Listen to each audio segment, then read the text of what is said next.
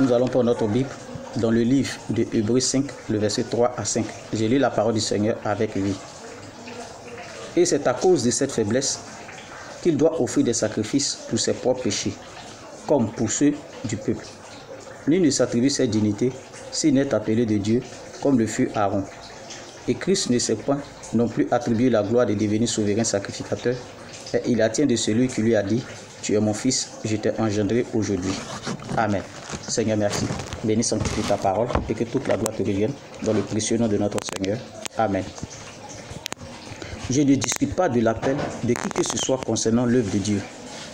Personne ne connaît Dieu. Le Seigneur Jésus nous l'a fait connaître en partie. Je n'ai jamais, dans mes vidéos, parlé mal de qui que ce soit. J'ai toujours présenté le Christ et son prophète, à qui il parle. Quoi qu'il soit noir, quoi qu'il soit esclave, c'est sur lui que repose la puissance du Saint-Esprit.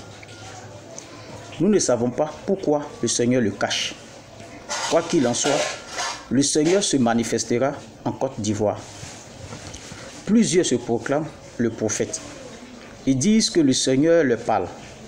Par la crainte de Dieu qui m'anime, je vous dis qu'on rendra compte devant Dieu de la non-liberté de notre conscience quand nous montons au peuple pour s'enrichir. Dieu ne parle qu'à une seule personne, c'est lui le prophète. J'ouvre une parenthèse. Un jeune était venu voir le prophète avec son frère. Ils étaient d'origine burkinabé. Il souffrait d'un ulcère. Le prophète lui a dit: pour que je puisse prier pour toi, retire tes gris-gris que tu portes et jette-les. Il a enlevé les 3 bagues qu'il portait au doigt, puis il les a jetées. Il revient s'asseoir. Le prophète lui dit qu'il en manque un. Il contesta la parole du prophète à plusieurs reprises. Alors le prophète lui dit: Dieu ne ment point. Je ne pourrai pas prier pour toi tant que tu n'obéis pas au Saint-Esprit. Il s'est levé, a appelé son frère et commençait à partir. Le prophète l'interpella de loin en lui disant: mon fils, tu ne fonctionnes pas, c'est-à-dire tu n'es pas viril. Quand il a entendu sa révélation, il coupa la corde qui était sur son rein et remit au prophète en lui disant: prophète, qu'est-ce que je dois faire? Ensemble, nous avons prié, nous avons demandé pardon pour sa vie. La puissance de la révélation prophétique a fait que le jeune homme a donné sa vie à Christ et a abandonné les gris-gris. J'étais à Bonoufla.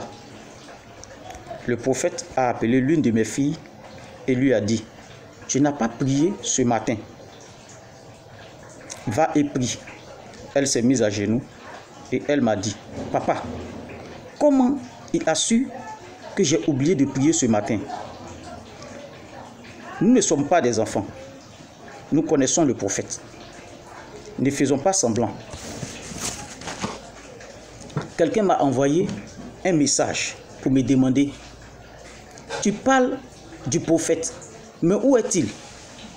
Et s'il fait tout ce que tu dis de lui, pourquoi on ne le voit pas? Bien. En tant qu'apôtre, je vous dis que Dieu fait toutes choses bonnes en son temps.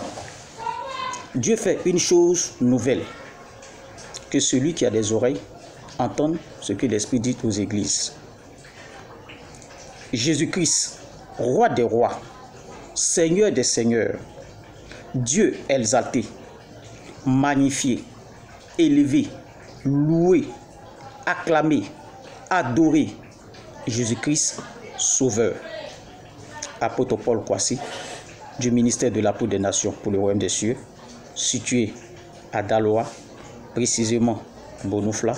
Mes contacts 05 54 05 50 34 ou encore le 07 57 33 11 03.